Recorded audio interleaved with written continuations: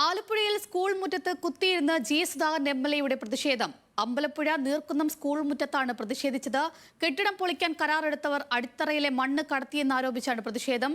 പിന്നാലെ സുധാകരനും സിപിഐഎമ്മും പ്രവർത്തകരും തമ്മിൽ കടുത്ത വാക്കുതർക്കമുണ്ടായി. ആദ്യകാലത്ത് ഒരു നൂറ്റാണ്ട് മുമ്പുള്ള കെട്ടിടമായിരുന്നു. അതിപ്പോഴത്തെ നിയമപ്രകാരം ചരിത്ര സ്മാരകമായി നിലനിർത്താൻ അതൊന്ന് കുട്ടികൾ പഠിക്കേണ്ടത്. അതൊന്നും ചെയ്തത് പൊളിച്ചത്. കൃത്യമായ ഒരു പരിശോധനയില്ലാതെ ഇതെല്ലാം പൊളിച്ചിട്ട് പുതിയ കെട്ടിടം പണിയാണ്. പുതിയ കെട്ടിടം ഇവിടെ പലരും പിടിച്ചാലും പണിഞ്ഞു കൊടുത്തിട്ടുണ്ട്. ഗവൺമെൻറ് പഠിച്ചിട്ട് അതൊക്കെ ഇനിയും പണിയുമായിരിക്കും. ഇതെന്താണെന്ന് അന്വേഷിക്കാൻ വേണ്ടിയാണ് ഞാൻ വന്നത്. പഞ്ചായത്ത് പറഞ്ഞിട്ടാണ് പൊളിച്ചതെന്നാണ് കിട്ടിയ വരും. പഞ്ചായത്തിന് പൊളിക്കാൻ അധികാരമില്ല. വിവരങ്ങളുമായി അമൽ സുരേന്ദ്രനാണ് ചെന്ന്. അമൽ, എന്താണ് ഈ പ്രതിഷേധത്തിന് പിന്നിൽ? ഇതിനിടയ്ക്ക് സിപിഐഎമ്മും സുധാകരനും തമ്മിൽ വാക്കുതർക്കമുണ്ടായി എന്നുള്ള വിവരം കൂടി ലഭിക്കുന്നുണ്ട്. എന്താണ് വിശദാംശങ്ങൾ?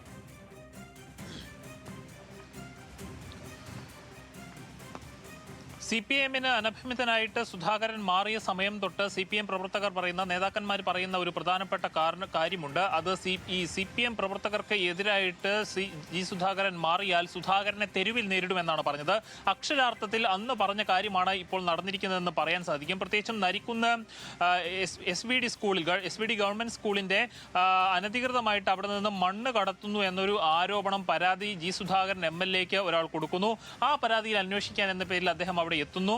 എന്നാൽ ഇത്തരത്തിൽ അനധികൃതമായോ മറ്റോ മണ്ണ് ഈ സ്കൂൾ കോമ്പൗണ്ടിനുള്ളിൽ നിന്ന് പുറത്തേക്ക് പോയിട്ടില്ല എന്ന് ഉറപ്പിച്ച് തന്നെ അവിടുത്തെ അധ്യാപകന്മാരും അതോടൊപ്പം തന്നെ PTA ഭാരവാഹികളും പറഞ്ഞിട്ടും അത് കേൾക്കാനോ കൂട്ടാക്കാനോ ജി സുധാകരൻ തയ്യാറായില്ലെന്നാണ് മനസ്സിലാക്കാൻ സാധിക്കുന്നത്. ഏതായാലും ഇത്തരത്തിലുള്ള ഒരു സംഭവം നടക്കുമ്പോൾ അവിടെ പഴയൊരു കെട്ടിടം ഉണ്ടായിരുന്നു. ഈ കെട്ടിടം പ്രത്യേകിച്ചും മഴയാണ്, കാലാവസ്ഥ രൂക്ഷമാണ്. അങ്ങനെ ഒരു സമയത്ത് ഈ കെട്ടിടം പൊളിച്ചു നീക്കുക മാത്രമാണ് യന്ത്രങ്ങളുടെ സഹായത്തോടു കൂടി PTA ഈ സ്കൂൾ അധികൃതരും ചെയ്തത്. പക്ഷേ അത് മണ്ണ് കടത്തിലായി ചിത്രീകരിക്കുകയായിരുന്നു.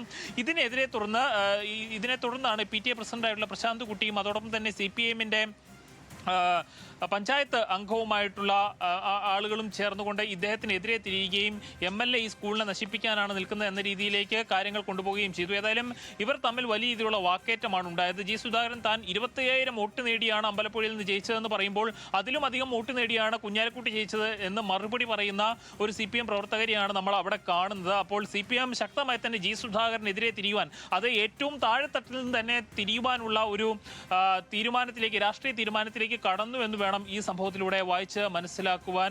ഏതായാലും ഇപ്പോൾ സ്കൂൾ അധികൃതരുമായും PTA നമ്മൾ സംസാരിക്കുമ്പോൾ മനസ്സിലാക്കുന്നത് നാളെ തന്നെ ജി സുധാകരനെതിരെ, അതായത് സ്കൂളിലേക്ക് അനധികൃതമായി കടന്നു വരികയും അതോടൊപ്പം തന്നെ അവിടെ സംഘർഷാവസ്ഥ സൃഷ്ടിക്കുകയും ചെയ്തു എന്ന കാരണം കാട്ടിക്കൊണ്ട് അദ്ദേഹത്തിനെതിരെ പോലീസിൽ പരാതി നൽകാൻ ഒരുങ്ങുകയാണ് ഈ PTA.